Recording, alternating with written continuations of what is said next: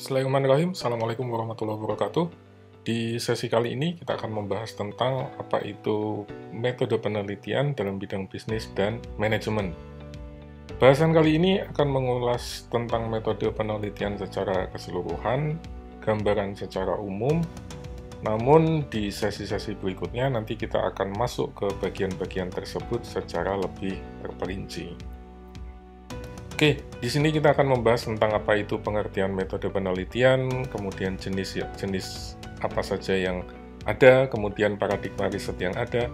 Selanjutnya kita akan diskusikan tentang pendekatan saintifik, pendekatan induktif dan deduktif, kemudian apa manfaat riset bagi bisnis, tahapan-tahapan dan unsur-unsur penting dalam riset di bidang bisnis dan manajemen, lalu benang merah riset, kemudian perumusan masalah, tinjauan literatur, desain penelitian, strategi penelitian, analisis data, lalu kita masuk ke tahap penyusunan laporan, struktur laporan, dan terakhir adalah tentang tanggung jawab dan masalah etika. Kita masuk ke bagian yang pertama dulu. Riset pada umumnya adalah proses untuk mencari sebuah jawaban, untuk mencari sebuah solusi atas masalah yang kita hadapi, dan proses ini dilakukan melalui studi yang menyeluruh dan analisis faktor situasional. Riset yang kita lakukan akan memberikan kepada kita informasi yang diperlukan, kemudian akan membantu pengambil keputusan atau manajer atau direktur atau siapapun itu untuk mengambil keputusan yang tepat guna dalam mengatasi masalah yang dihadapi. Lalu, informasi yang diberikan dapat merupakan hasil analisis data yang dikumpulkan secara langsung untuk tujuan tersebut atau disebutnya adalah data primer, maupun data yang sebetulnya telah tersedia untuk tujuan-tujuan yang lain atau disebut sebagai data sekunder. Pendekatan saintifik ini sendiri, teman-teman sekalian, adalah merupakan pendekatan ilmiah yang berfokus pada penyelesaian masalah. Pendekatan ini dilakukan secara step by step, langkah demi langkah, kemudian tahapannya itu sendiri logis, terorganisasi dengan baik, kemudian baku, rigid, dan ditujukan untuk mengidentifikasi masalah, untuk mengumpulkan data, untuk menganalisis data, dan menarik kesimpulan yang valid. Dengan demikian, penelitian ini bukan didasarkan pada perasaan, pada feeling, pada firasat, pada intuisi, atau pengalaman semata, tapi benar-benar dari data yang diperoleh dari lapangan atau dari sumber-sumber lain yang relevan. Kemudian riset ini juga punya tujuan yang jelas, punya landasan teori, landasan konseptual yang kokoh.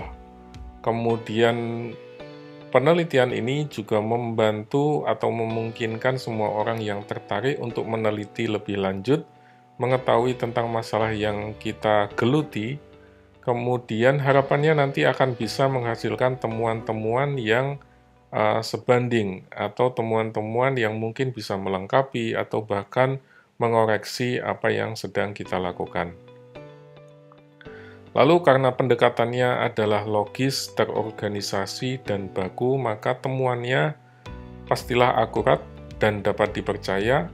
Kemudian pendekatan ini bisa menjadi solusi yang dapat diterapkan untuk masalah-masalah serupa. Jadi pada derajat tertentu bisa kita lakukan generalisasi dalam konteks yang berbeda.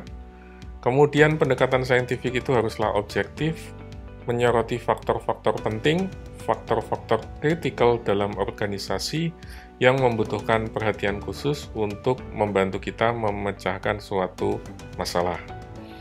Kemudian pendekatan saintifik atau penelitian ilmiah ini juga bisa sekali lagi membantu pengambilan keputusan manajerial, dan sekali lagi proses ini adalah bagian yang tidak terpisahkan dari pemecahan masalah yang efektif, bukan pada perasaan, pada firasat, pada pengalaman, atau hal-hal yang tidak objektif. Kemudian pendekatan saintifik dalam penelitian ilmiah ini bisa diterapkan baik itu untuk penelitian dasar maupun penelitian terapan.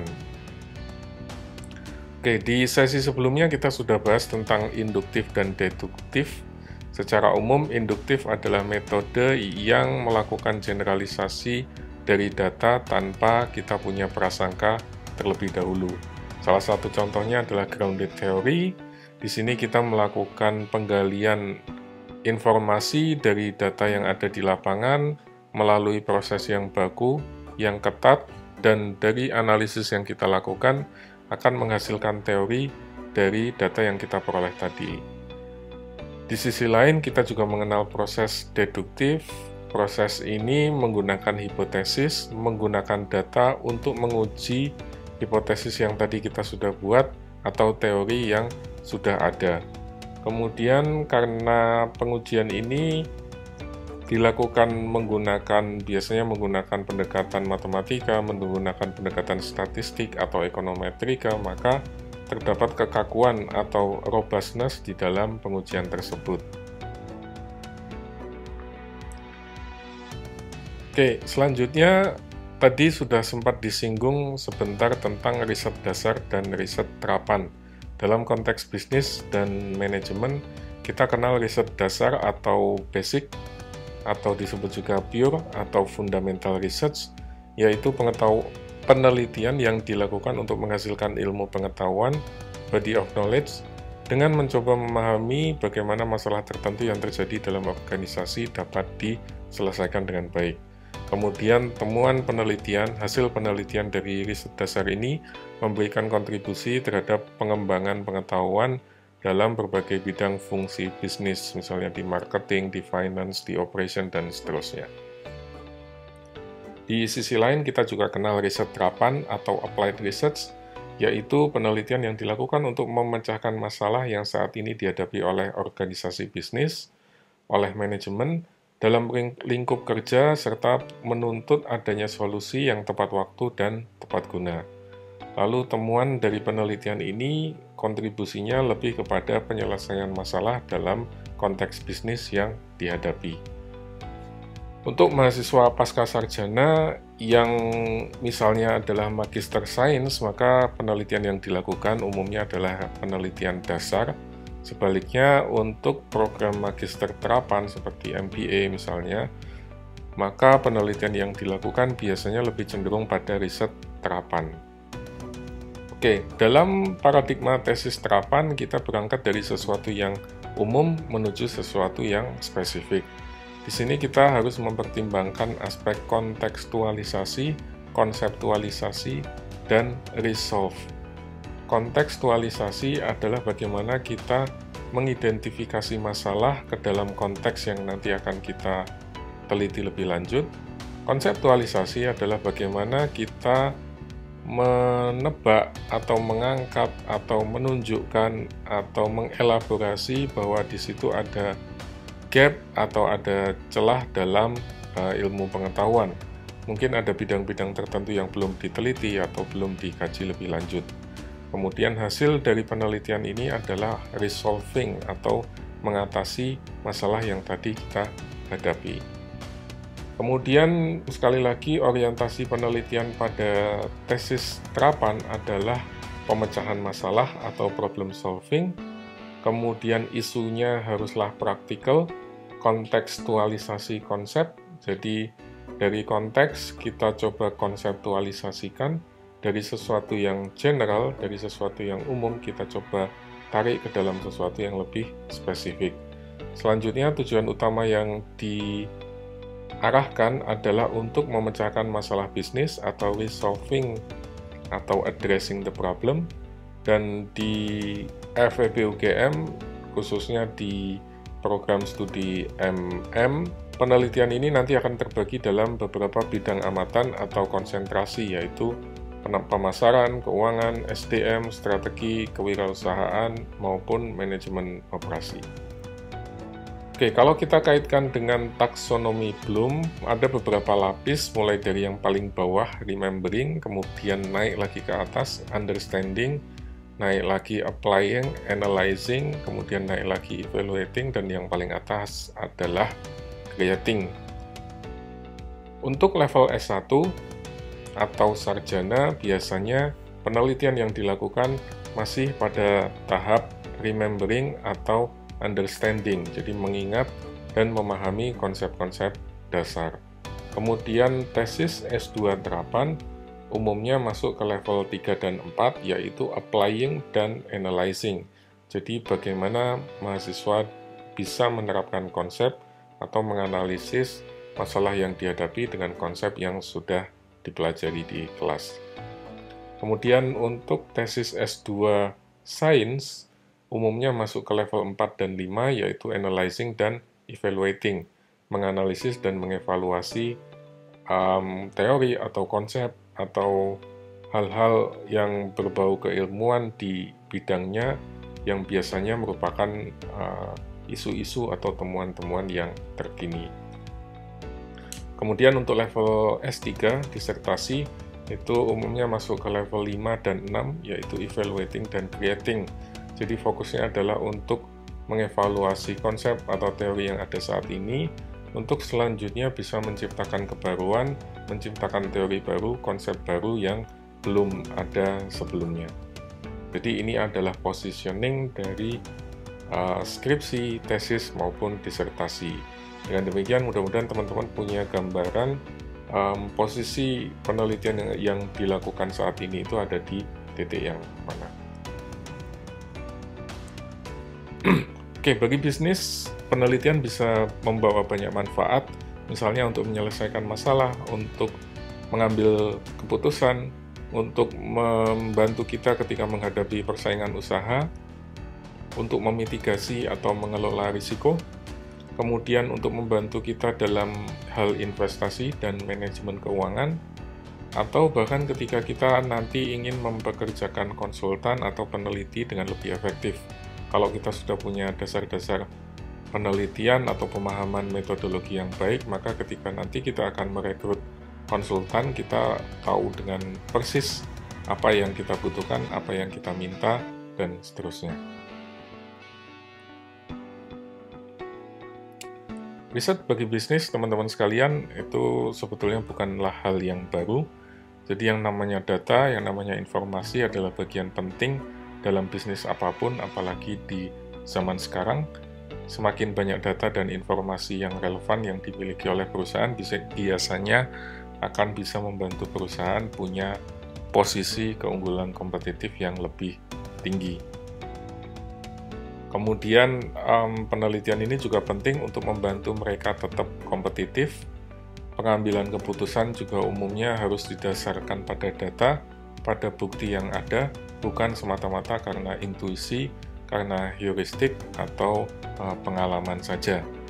Kemudian perusahaan umumnya mengumpulkan data, baik itu dari dalam perusahaan itu sendiri, misalnya dari data-data transaksi, atau dari luar organisasi, misalnya dari lembaga riset, dari instansi pemerintah, dan seterusnya. Kemudian metode yang digunakan untuk mengumpulkan, menganalisis, dan mensintesis informasi tadi, baik itu dari dalam maupun dari luar, itu akan semakin canggih, dan metode-metode yang digunakan, teknik-teknik yang digunakan juga semakin canggih juga.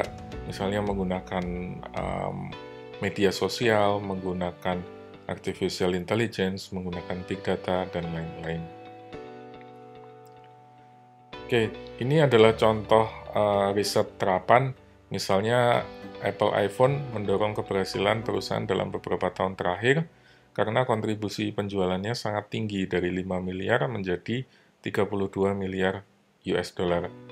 Kemudian pertumbuhan ponsel rata-rata lebih dari 200% selama 2 tahun terakhir, dan analis percaya bahwa jumlah iPhone yang terjual akan turun 12% pada tahun mendatang karena persaingannya semakin ketat, semakin banyak produsen yang ingin masuk ke market ini. Dan pertanyaannya adalah apa yang harus Apple lakukan? Ini adalah contoh-contoh pertanyaan yang terkait dengan riset yang sifatnya terapan, yaitu untuk membantu perusahaan, membantu manajemen untuk mengambil keputusan atas masalah yang sedang dihadapi. Ada contoh lain, misalnya mesin-mesin yang ada di sebuah perusahaan, di bagian produksi ternyata telah mengalami banyak kerusakan, sehingga proses produksinya tidak berjalan dengan baik. Banyak produk yang hasilnya ternyata tidak sesuai dengan standar, dan perusahaan merasa mesin itu harus diganti. Tapi karena biaya investasinya besar, diperlukan rekomendasi yang cermat untuk menentukan apakah perusahaan harusnya membeli peralatan yang baru, mesin-mesin yang baru, atau cukup menyewa saja, misalnya menggunakan jasa leasing dan lain sebagainya. Ini adalah contoh lain pertanyaan riset yang sifatnya terapan, digunakan untuk mengatasi masalah yang kontekstual, dan bisa bermanfaat bagi perusahaan untuk menjawab atau membantu mengambil keputusan. Ini adalah dua skenario topik penelitian. Silahkan Anda pause video ini sejenak, kemudian Anda pikirkan untuk skenario 1 atau skenario 2. Mana di antara skenario-skenario ini yang merupakan riset dasar, mana yang merupakan riset terapan. Atau mungkin dua-duanya riset dasar, atau mungkin dua-duanya riset terapan. Silakan Anda baca dengan baik, pause dulu video ini sebentar, kemudian nanti kita kembali lagi untuk melanjutkan. Oke, tahapan penelitian, teman-teman sekalian, umumnya prosesnya seperti ini. Jadi kita awali dulu dari observasi awal, kemudian kita mengidentifikasi masalah, kemudian kita menggunakan teori atau framework, kemudian kita akan membuat hipotesis atau mengajukan proposisi. Selanjutnya kita masuk ke desain penelitian, kita masuk lagi ke pengumpulan data, lalu kita lanjutkan ke proses analisis dan interpretasi. Kemudian yang terakhir adalah kesimpulan, kemudian penelitian itu nanti akan ditulis, dilaporkan, dan dijalankan atau diimplementasikan. Walaupun terlihat sederhana, prosesnya linear, tapi dalam kenyataannya mungkin tidak selalu demikian. Bisa jadi ketika nanti Anda menyusun hipotesis atau membuat proposisi, ternyata ada teori baru yang muncul, sehingga hipotesisnya harus diperbaiki. Atau misalnya ketika nanti Anda sudah membuat desain penelitian, kemudian Anda mulai melakukan pengumpulan data, ternyata data di lapangan tidak memadai atau tidak cukup, sehingga Anda harus kembali lagi ke awal, merevisi lagi desain penelitian Anda, dan melakukan proses pengumpulan data lagi. Atau bisa saja tiba-tiba dosen pembimbing Anda merasa bahwa ada beberapa hal yang harus diperbaiki, sehingga Anda harus mengulang siklus ini lagi dari awal. Jadi ada banyak hal, ada banyak faktor X yang bisa mempengaruhi tahapan-tahapan penelitian Anda. Dalam sebuah penelitian ada beberapa hal yang penting. Sebetulnya semuanya penting, tapi ini adalah beberapa elemen yang cukup menonjol. Yang pertama adalah identifikasi masalah, kemudian yang kedua adalah kerangka teori, kemudian yang ketiga adalah perumusan hipotesis, yang keempat adalah desain penelitian, yang kelima adalah analisis, dan yang terakhir adalah proses deduksi. Kita bahas satu persatu. Yang pertama dulu adalah problem identification. Ini adalah faktor yang cukup banyak menghabiskan waktu karena seringkali mahasiswa mengalami kesulitan ketika sedang mengidentifikasi masalah. Hati-hati karena simptom itu mungkin belum tentu cause, ya, belum tentu menjadi penyebab. Jadi ada yang hanya merupakan gejala, ada yang merupakan penyebab, dan itu harus bisa diidentifikasi dengan baik. Sebagai contoh, saya merasa pusing, sakit kepala, kemudian perut saya terasa mulas, itu belum tentu merupakan sebuah sebab atau sebuah penyakit, tapi bisa saja itu merupakan gejala. Misalnya, saya sakit kepala karena sedang stres menghadapi beban pekerjaan, atau saya merasa mules, sakit perut karena besok pagi saya harus mengikuti ujian misalnya. Jadi Anda harus benar-benar bisa membedakan, mengidentifikasi mana sumber masalahnya dan mana yang hanya merupakan gejala. Kemudian kesulitan yang kedua adalah tentang mengidentifikasi teori. Ketika Anda sudah menemukan masalah, maka Anda harus memilih teori mana yang akan digunakan untuk membantu menganalisis masalah tersebut. Ada banyak teori yang bisa digunakan untuk menjelaskan satu fenomena. Tapi yang perlu Anda garis bawahi adalah kenapa Anda memilih teori tersebut, kenapa bukan teori yang lain. Apa karena teori itu yang paling baru? Apa karena teori tersebut belum dipakai oleh banyak orang? Apa karena teori tersebut mungkin menurut Anda paling relevan? Kalau iya, apa buktinya? Apa klaim yang mendukung pernyataan itu? Itu semua harus bisa dijelaskan dengan baik. Kemudian kalau Anda menggunakan pendekatan deduktif, maka Anda harus bisa merumuskan semua itu dalam sebuah hipotesis yang bagus. Hipotesis nanti akan diuji dan harapannya setelah diuji, hasilnya akan baik, akan diterima gitu. Kalau Anda merumuskan hipotesis, kemudian setelah diuji ternyata hipotesis Anda ditolak semua, maka berarti ada yang salah dengan perumusan hipotesis Anda. Lalu yang keempat adalah desain penelitian. Jadi setelah Anda mengumpulkan bahan-bahan yang akan digunakan, kemudian alat-alat yang akan digunakan, kemudian prosesnya ini akan seperti apa? Anda mau memasaknya bagaimana? Apakah mau direbus, apakah mau digoreng, apakah mau dipanggang, dan seterusnya. Proses ini harus bisa dijelaskan dengan baik, karena sekali lagi tadi sudah disebutkan di awal bahwa metode penelitian itu kaku, sistematis, dan logis. Jadi Anda harus ceritakan sampelnya dari mana, datanya dari mana, kemudian bagaimana Anda memastikan bahwa datanya valid, datanya reliable, dan seterusnya. Selanjutnya, kalau semua sudah bisa dilakukan dengan baik, maka kita masuk ke proses analisis. Di sini Anda harus pastikan bahwa analisis yang dilakukan memang benar, tidak sekedar memasukkan angka-angka ke dalam komputer, tetapi Anda juga harus bisa menginterpretasikan, misalnya kenapa nilai alfa sekian, kenapa nilai p-value-nya sekian, apa maknanya, dan seterusnya. Lalu yang terakhir adalah proses deduksi. Proses deduksi ini terjadi setelah Anda menyelesaikan semua proses penelitian. Kemudian muncul pertanyaan, so what? Kalau sudah begini apa? Anda harus ngapain? Peneliti harus ngapain? Perusahaan harus ngapain? Manajemen harus ngapain? Kadang-kadang untuk menarik kembali proses penelitian atau hasil penelitian itu ke atas, banyak mahasiswa yang kesulitan untuk menjawab pertanyaan tadi, so what? Oke, selanjutnya hal yang penting juga untuk dibahas adalah tentang benang merah riset. Jadi sering muncul pertanyaan, apa sih yang menyebabkan penelitian itu buruk? Apa yang menyebabkan seorang mahasiswa tesisnya tidak diluluskan sehingga harus mengulang kembali dan seterusnya? Buat saya pribadi, dalam sebuah penelitian itu harus ada benang merah yang runtut. Jadi ada keterkaitan antara pernyataan masalah, rangka teori, hipotesis, model atau desain penelitian, analisis, dan deduksi. Kalau semua itu nyambung, relevan, terkait satu dengan yang lain, maka tesisnya bisa diluluskan. Tapi kalau ada salah satu yang ganjil, yang tidak lengkap penjelasannya atau tidak masuk akal, maka bisa membuat seorang mahasiswa tidak diluluskan tesisnya.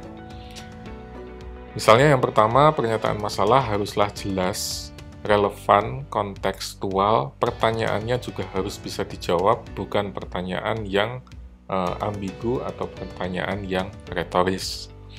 Kemudian pilihan teori, rangka konseptualnya juga harus pas. Kenapa pakai teori yang ini, bukan pakai teori yang lain. Lalu kalau menggunakan pendekatan deduktif, hipotesis yang diajukan haruslah tepat, pernyataannya bisa diuji, kemudian bisa memprediksi apa yang nanti akan dihadapi di lapangan. Lalu saat menentukan desain penelitian juga harus diceritakan dengan sistematis, dijelaskan dengan lengkap, dengan gamblang alat analisis apa saja yang akan digunakan, siapa sampelnya, bagaimana sampel dipilih, bagaimana data diperoleh, bagaimana data itu nanti akan dianalisis, dan seterusnya. Kemudian masuk ke logical analysis, yaitu proses analisis, proses pengukuran, proses pencatatan. Lalu yang terakhir adalah deduksi, kesimpulan, dan penafsiran. Sekali lagi, penafsiran ini penting karena tadi kita sudah masuk ke sesuatu yang spesifik, yang detail. Kemudian pada saat kesimpulan sudah diperoleh, Anda harus bisa menarik kembali keluar, melakukan generalisasi, melihat secara lebih luas apa yang bisa ditafsirkan dari hasil penelitian ini.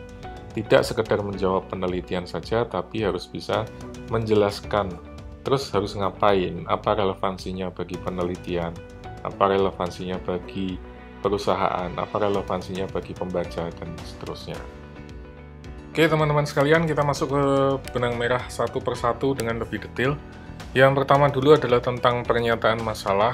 Biasanya teman-teman akan mulai dari ide-ide yang kabur, yang belum jelas.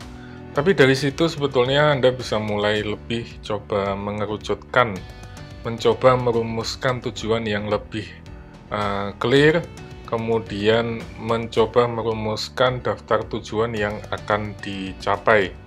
Karena bisa jadi masalahnya begitu besar dan mungkin tidak bisa diselesaikan hanya dalam satu tesis. Jadi Anda harus berhati-hati dalam mengidentifikasi masalah yang akan diteliti. Kemudian Anda coba bayangkan hasil yang akan diharapkan. Ini penting sekali untuk menguji atau melihat bahwa gagasan Anda atau ide penelitian Anda adalah sesuatu yang visible, bisa dijawab, bisa dieksekusi, bukan sesuatu yang sifatnya retoris dan ambigu. Kemudian proses ini mungkin memerlukan teknik yang kreatif seperti brainstorming atau mind mapping. Jadi Anda bisa coba coret-coret, membuat semacam daftar pertanyaan, kemudian Anda perbaiki, Anda buat pemetaan, dan seterusnya supaya bisa mendapatkan pernyataan masalah yang benar-benar solid. Setelah itu Anda coba buat tujuan penelitian, yaitu apa yang akan Anda peroleh, apa yang akan Anda capai setelah Anda melakukan penelitian tadi. Tujuan ini haruslah jelas, haruslah sederhana, harus bisa mengklarifikasi hasil yang diinginkan dan ruang lingkup penelitian.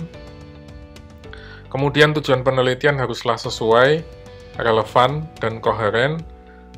Di sisi lain, dia juga harus cukup memberikan tantangan, tetapi juga masih bisa dicapai, bukan sesuatu yang terlalu tinggi, yang malah membuat Anda nanti menjadi demotivasi. Lalu tujuan penelitian juga bukan merupakan tujuan bisnis atau tujuan pribadi, walaupun nanti bisa saja dijadikan sebagai bagian untuk itu. Misalnya tesis itu tujuannya bukan sebagai prasyarat untuk Anda menyelesaikan perkuliahan, tetapi tujuannya adalah untuk menjawab pertanyaan penelitian yang tadi sudah Anda rumuskan. Walaupun tentu saja hasil penelitian ini bisa menjadi atau bisa membantu Anda untuk mencapai kelulusan, atau hasil penelitian ini nanti bisa membantu perusahaan atau manajemen untuk menyelesaikan masalah. Tapi tujuan utamanya haruslah untuk menjawab pertanyaan penelitian. Kemudian tujuan penelitian harus punya ruang lingkup atau fokus yang terbatas. Jadi sekali lagi, jangan melakukan penelitian yang terlalu luas, terlalu lebar, karena bisa jadi ini adalah penelitian untuk level S3 misalnya, tapi juga jangan membuat penelitian yang cakupannya terlalu sempit, terlalu dangkal, yang lebih mirip seperti tugas mata kuliah saja, bukan merupakan topik penelitian. Jadi Anda harus bedakan, Anda harus bisa menunjukkan bahwa ini adalah tesis, ini bukan bagian dari tugas kuliah karena terlalu dangkal dan lain sebagainya, bukan juga merupakan disertasi S3 yang terlalu luas, yang terlalu detail, dan seterusnya. Kemudian tujuan penelitian juga bisa berhubungan dengan masalah teoritis. Misalnya Anda mungkin ingin menguji, memodifikasi sebuah teori, walaupun sekali lagi untuk konteks magister terapan atau MBA lebih cocok untuk riset-riset yang sifatnya terapan juga, bukan riset dasar. Oke, selanjutnya yang kedua adalah tinjauan literatur. Di sini yang perlu diperhatikan adalah bahwa tidak ada jumlah definitif ya. Misalnya harus sekian jurnal yang Anda baca, harus sekian artikel yang Anda baca, dan seterusnya. Itu tidak ada patokan umum. Di satu sisi Anda harus hati-hati kalau Anda merasa terlalu tenggelam, tersesat dalam materi yang Anda temukan, berarti Anda belum cukup fokus, belum bisa mempersempit.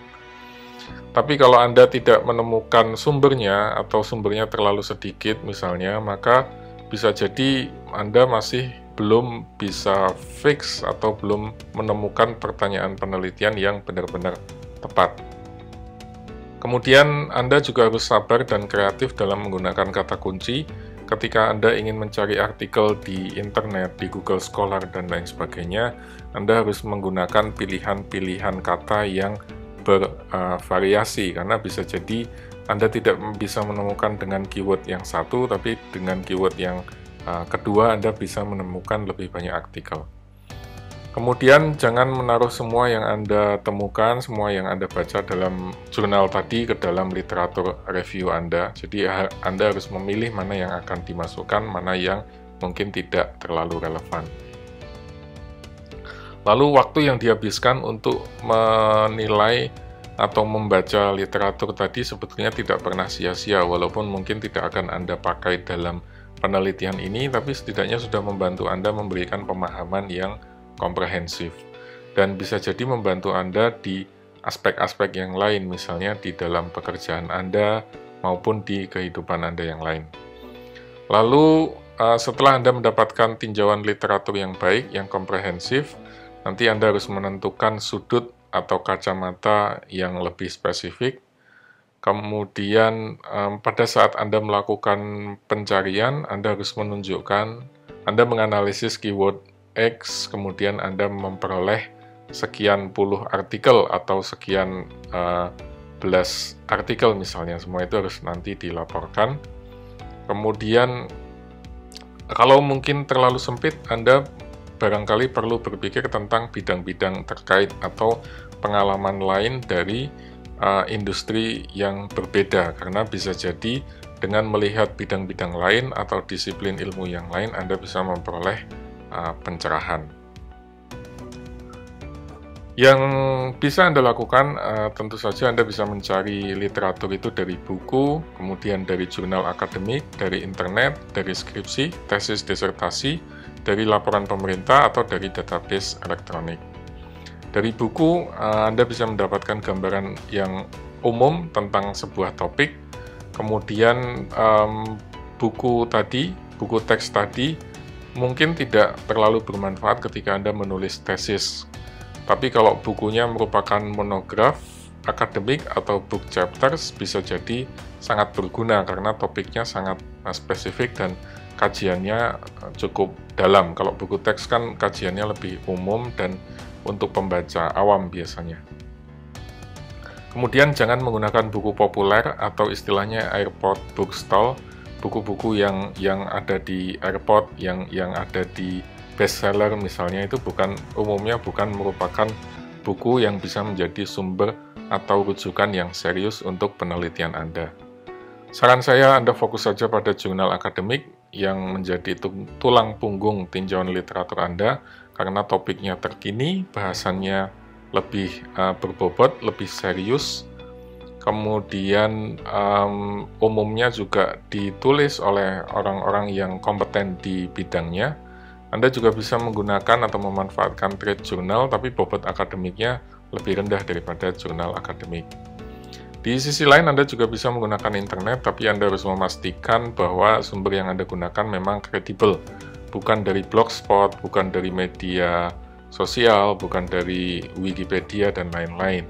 Pilih situs web dari organisasi yang kredibel, yang terpercaya, yang bisa menjadi sumber informasi yang baik. Khusus untuk skripsi, tesis, atau disertasi sebelumnya, saya tidak menyarankan, karena akan membuat kecenderungan bagi mahasiswa untuk meniru tesis atau skripsi atau disertasi yang ada terdahulu.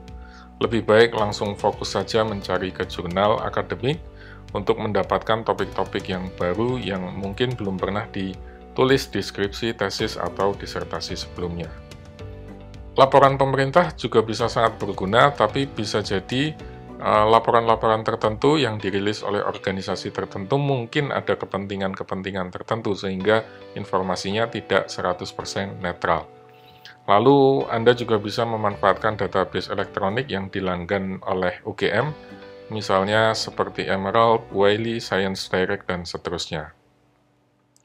Kalau Anda berasal dari, mohon maaf ya, institusi pendidikan yang tidak memiliki akses database elektronik semacam ini, mungkin rujukan Anda hanyalah skripsi atau tesis atau disertasi sebelumnya. Tapi kalau Anda ada di UGM, Anda punya akses untuk database yang terkini, Anda punya akses untuk jurnal-jurnal akademik, maka lebih baik gunakan itu sebagai sumber utama tulang punggung literatur Anda. Oke, selanjutnya kita masuk ke dalam desain penelitian. Desain penelitian ini bisa dianggap sebagai struktur penelitian yang menjadi lem yang mengikat semua elemen dalam proyek penelitian. Tujuan penelitian itu bisa bersifat eksploratory, bisa bersifat deskriptif, bisa merupakan pengujian hipotesis, bisa juga merupakan studi kasus. Di FEB UGM semua jenis ini ada, tetapi kebanyakan umumnya mengambil studi kasus.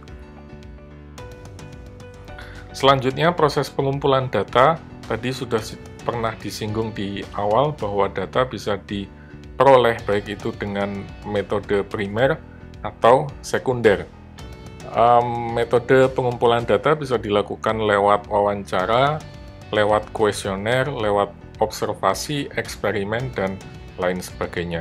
Masing-masing punya kelebihan dan kekurangannya, dan nanti kita akan diskusikan lebih lanjut di sesi-sesi kemudian.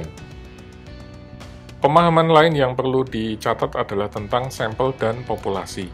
Sampel adalah bagian dari populasi. Sampel adalah proses pemilihan sejumlah elemen dari populasi. Dan yang penting di sini adalah bagaimana Anda memilih sebuah sampel dalam penelitian Anda. Dalam sebuah penelitian mungkin tidak visible atau tidak relevan kalau Anda mengambil semua populasi, karena mungkin butuh biaya yang besar atau butuh waktu yang panjang. Sementara tesis Anda harus diselesaikan dalam kurun waktu tertentu. Oleh karena itu, yang Anda lakukan adalah mengambil sampel, mengambil bagian saja dari populasi. Tapi perlu dicatat bahwa proses pengambilan sampel itu harus hati-hati. Nanti kita akan diskusikan lebih lanjut tentang proses ini, tapi intinya adalah bahwa sampel itu harus sedapat mungkin merepresentasikan populasi Anda. Misalnya saya ingin meneliti nilai mahasiswa dalam satu kelas.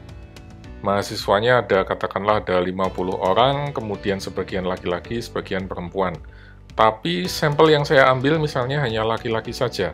Itu jelas bukan merupakan sampel yang representatif, karena dalam satu kelas ada laki-laki dan perempuan, kenapa yang diambil hanya laki-laki saja misalnya.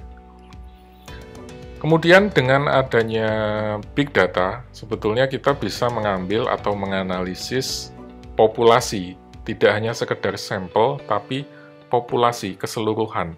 Misalnya Anda ingin melihat percakapan di media sosial tentang brand atau merek tertentu.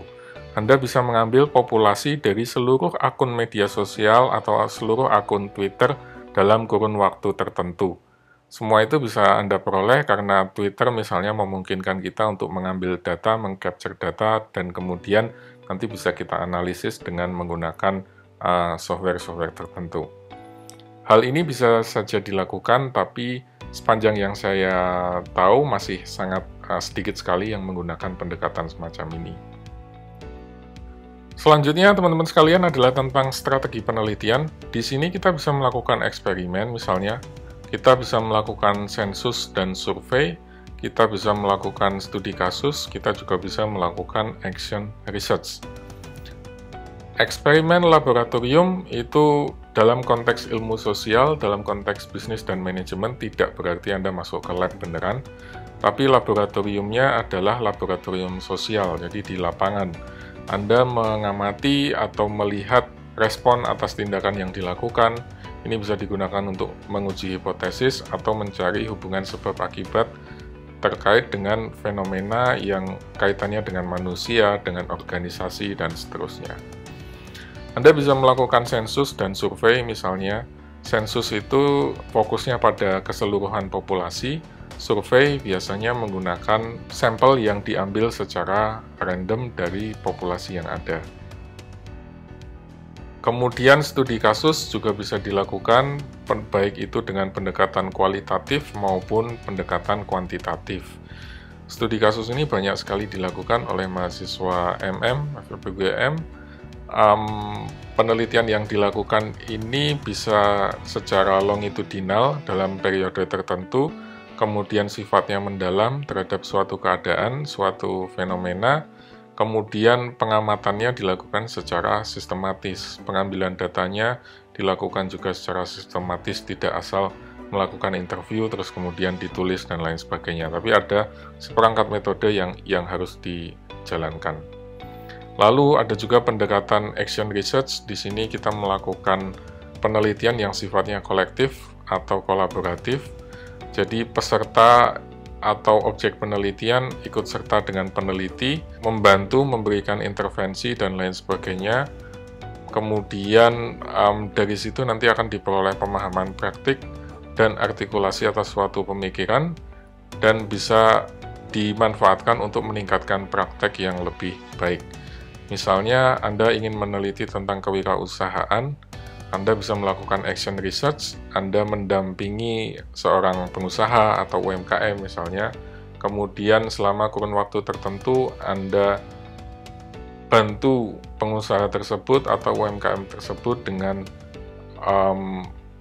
pelatihan atau mentoring atau konsultasi dan lain sebagainya, sambil Anda catat, sambil Anda observasi, sambil Anda teliti. Kemudian setelah kurun waktu tertentu nanti dianalisis bagaimana hasilnya. Anda juga bisa melakukan grounded theory, yaitu salah satu metode penelitian kualitatif yang menggunakan atau mengembangkan teori dari data atau fenomena yang ada di lapangan. Anda juga bisa melakukan etnografi, ini umumnya berkaitan dengan kultur, dengan aspek sosiologi, antropologi manusia. Kemudian Anda juga bisa melakukan archival research. Ini umumnya dilakukan oleh peneliti yang ada di bidang sejarah dan arkeologi. Misalnya Anda ingin melihat bagaimana sejarah kerajaan-kerajaan yang ada di Indonesia, misalnya di beberapa tahun yang lalu atau di beberapa abad yang lalu dan seterusnya. Kemudian Anda juga bisa melakukan penelitian yang merupakan narrative inquiry. Di sini kita berusaha untuk mencari rekam jejak terkait dengan pengalaman seseorang atau pengalaman individu. Kemudian Anda berusaha menarik atau menggali narasi atas pengalaman tersebut. Oke, selanjutnya kita masuk ke dalam analisis data. Di sini kita akan membersihkan dan mengorganisasikan data, kemudian mendeskripsikan data, menguji hipotesis dan model. Sekali lagi, kalau ini menggunakan pendekatan yang deduktif ya. Lalu kita lakukan analisis dengan menggunakan metode misalnya kualitatif, data mining, atau lainnya. Yang perlu diperhatikan adalah teman-teman sekalian, proses mengumpulkan data itu adalah proses yang cukup panjang dan melelahkan, apalagi kalau datanya bersifat primer. Anda harus ketemu orang, Anda harus melakukan observasi, Anda harus datang ke sebuah tempat, Anda harus misalnya terlibat dalam etnografi dan lain sebagainya. Itu butuh waktu dan umumnya merupakan proses yang sangat melelahkan. Tapi ketika Anda menganalisis juga Anda tidak bisa langsung serta-merta memasukkannya ke dalam software. Anda harus membersihkan dulu dan mengorganisasikan data dulu sebelum data tersebut bisa benar-benar dianalisis. Misalnya kalau Anda melakukan wawancara, berarti Anda harus merekam, kemudian mencatat, membuat transkrip atas rekaman tersebut, baru nanti transkrip itu bisa dianalisis. Atau kalau Anda melakukan survei, Anda harus melakukan tabulasi, mengumpulkan hasilnya, kemudian memasukkannya dalam tabel atau menggunakan software misalnya Microsoft Excel dan lain sebagainya. Kemudian Anda cek mana hasil atau kuesioner yang kosong, yang tidak valid, yang tidak terisi dan lain sebagainya. Semua itu harus Anda cek satu persatu, Anda bersihkan, mungkin Anda buang yang tidak relevan dan seterusnya. Baru nanti Anda bisa analisis lebih lanjut. Dan proses analisis itu sebetulnya lebih gampang ketika nanti Anda nge-run dalam sebuah software ya, tapi proses membersihkan dan mengorganisasikannya ini biasanya cukup lama. Kalau data yang masuk buruk, ya hasil yang keluar juga buruk. Garbage in, garbage out. Selanjutnya, Anda mulai menyusun laporan riset. Di sini biasanya diawali dengan proposal, kemudian ditulis dalam bentuk laporan, dan terakhir adalah presentasi. Di FEB UGM mungkin prosesnya dimulai sedikit lebih awal ya, jadi sejak mengikuti mata kuliah Research Method, itu mahasiswa sudah diminta untuk menyusun proposal. Selanjutnya, sembari mengikuti perkuliahan, nanti mahasiswa akan di-assign dengan dosen pembimbing dan mulai untuk melakukan atau menyusun rencana penelitiannya lebih lanjut. Kemudian setelah itu nanti ada proses seperti tesis workshop untuk mempresentasikan perkembangan penelitian sampai nanti hasil jadinya adalah laporan dan presentasi. Laporan dan presentasi ini nanti akan diujikan di hadapan dosen penguji. Biasanya ada 3 orang, satu adalah dosen pembimbing dan 2 yang lain adalah dosen penguji. Kemudian mereka akan melakukan verifikasi atas penelitian yang sudah teman-teman lakukan. Struktur laporan umumnya akan semacam ini. Panduan lengkapnya sudah diberikan oleh program studi masing-masing, tapi secara umum yang namanya laporan penelitian itu akan berisi abstrak, kemudian pendahuluan, kemudian studi literatur, kemudian metodologi, hasil dan diskusi, dan terakhir adalah kesimpulan. Kesalahan yang lazim terjadi adalah banyak mahasiswa menghabiskan terlalu banyak space untuk memberikan pendahuluan. Kemudian kesalahan lain adalah tinjauan literaturnya umumnya hanya asal comot saja, bahkan tidak sedikit yang copy-paste.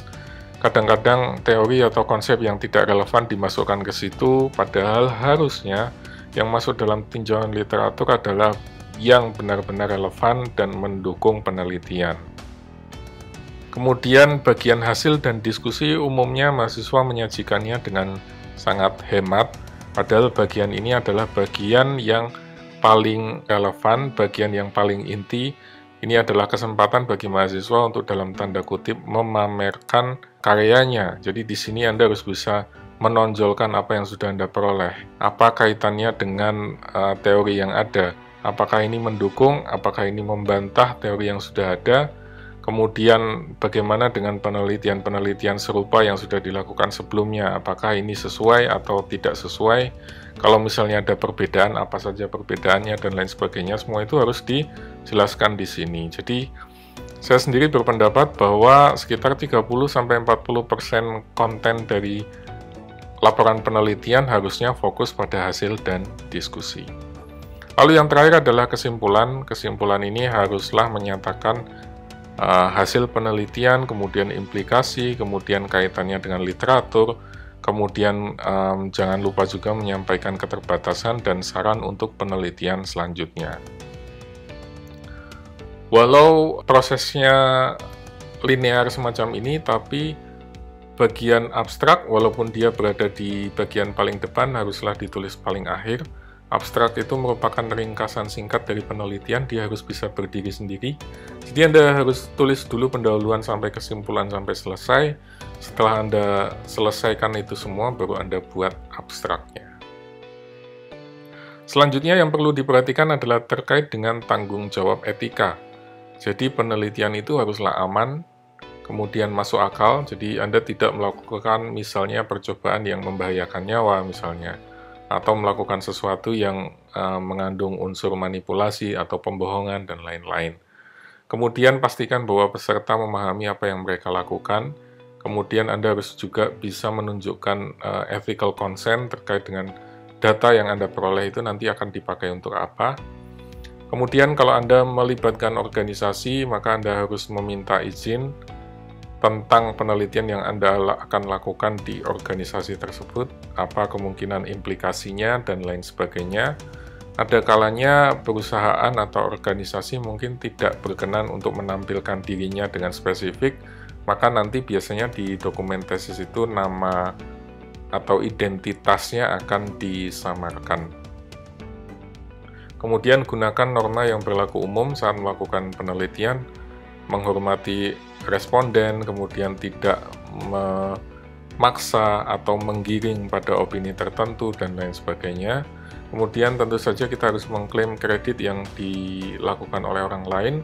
Kalau Anda mengutip karya orang lain, Anda mengambil gambar dari foto orang lain misalnya, maka Anda harus berikan atribusi yang sesuai. Kemudian Anda boleh salah, tapi Anda tidak boleh berbohong. Maksudnya, kalau ada sesuatu yang salah dalam perhitungan, dalam analisis, itu Dewan Penguji umumnya lebih bisa memaafkan daripada kalau Anda berbohong, misalnya memanipulasi data atau melakukan fabrikasi dan lain sebagainya. Ada beberapa masalah umum yang perlu dipertimbangkan, misalnya kaitannya dengan privasi individu, kemudian fabrikasi data yang tadi sudah saya sampaikan, kejujuran dan integritas, legalitas, dan diskriminasi. Privasi ini penting sekali teman-teman sekalian karena ada beberapa mahasiswa yang di dalam dokumen tesisnya masih menampilkan nama responden dengan jelas, alamat, nomor telepon, dan lain sebagainya. Padahal hal-hal semacam itu harusnya dilindungi atau dijaga anonimitasnya. Karena tesis yang sudah diterbitkan nanti otomatis akan menjadi dokumen publik, akan diunggah di internet, dan Anda harus bisa mempertimbangkan baik-baik, mengukur dengan hati-hati mana yang nanti akan berpotensi untuk melanggar privasi seseorang. Lalu yang kedua, jelas Anda tidak boleh melakukan pemalsuan atau fabrikasi data. Kalau datanya bilang A, ya sudah A saja, tidak usah Anda coba-coba ubah hanya demi untuk mendapatkan hasil yang lebih baik. Kemudian kejujuran dan integritas adalah penting. Jangan menggunakan data atau dokumen atau gambar atau apapun itu tanpa izin dari pemilik aslinya atau pemegang copyright-nya. Kemudian semua harus dilaporkan dengan baik, dengan jujur terkait dengan apa yang sudah dilakukan, metodenya seperti apa, pendekatannya seperti apa, dan seterusnya. Lalu aspek legalitas harus diperhatikan juga, patuhi hukum, aturan, dan lain sebagainya, termasuk juga paten, hak cipta, haki, dan seterusnya. Dan yang terakhir adalah tanpa diskriminasi. Anda tidak boleh melakukan pembedaan terkait dengan jenis kelamin, ras, suku, agama, dan lain-lain. Kecuali kalau memang penelitian Anda itu spesifik terkait dengan itu ya. Misalnya Anda membahas tentang bias gender kepemimpinan di sebuah perusahaan ya, maka otomatis Anda akan menganalisis berdasarkan jenis kelamin. Anda akan memilih laki-laki dan perempuan dan seterusnya. Karena memang tujuan penelitiannya semacam itu. Tapi kalau tujuan penelitiannya relatif umum, general, ya Anda tidak boleh melakukan diskriminasi apapun. Kemudian untuk latihan, misalnya Anda ingin membuka sebuah coffee shop di dekat kampus Anda. Bisa nggak ini dituangkan dalam bentuk riset terapan? Kalau bisa, kira-kira nanti topik penelitiannya apa? Kemudian pertanyaan penelitiannya seperti apa? Masalah apa yang akan dihadapi? Tujuan penelitiannya apa? Lalu proposisi atau hipotesisnya akan seperti apa? Desain penelitiannya akan seperti apa? Apakah kuantitatif, kualitatif, apakah deduktif, induktif, dan seterusnya. Kemudian kalau Anda ingin melakukan survei, misalnya nanti Anda coba kira-kira pertanyaan interview atau kuesionernya akan seperti apa. Silakan Anda pause dulu video ini, kemudian Anda coba lakukan exercise, baru nanti kita kembali lagi ke sini. Contoh lain misalnya Anda juga bisa menganalisis, umpamanya pemerintah daerah ingin mendorong peningkatan pendapatan fiskal. Sama seperti di kasus sebelumnya, Anda bisa coba tentukan topik penelitiannya apa. Karena belum tentu judul yang ada di situ atau pernyataan yang tertulis di situ akan menjadi topik penelitian Anda. Bisa jadi nanti Anda akan ubah atau Anda akan ganti dengan sesuatu yang lebih spesifik, atau mungkin nanti Anda akan mengambil hanya sebagian aspek saja, atau sebagian konteks saja, dan seterusnya. Lalu Anda coba identifikasi, Anda tentukan tujuannya, Anda rumuskan hipotesis atau proposisinya, desain dan metodenya, kemudian contoh pertanyaan, interview, dan kuesionernya. Silakan di pause dulu, kemudian Anda lakukan exercise sama seperti slide sebelumnya. Oke, itu saja yang bisa saya sampaikan untuk sesi kali ini. sebagai pengantar tentang metode riset di bidang bisnis dan manajemen. Selanjutnya nanti kita akan bahas ke bagian-bagian yang lebih spesifik lagi. Terima kasih sudah menyimak. Bila ada pertanyaan silahkan ditulis dalam kolom komentar. Wabillahi taufiq wal hidayah. Wassalamualaikum warahmatullahi wabarakatuh.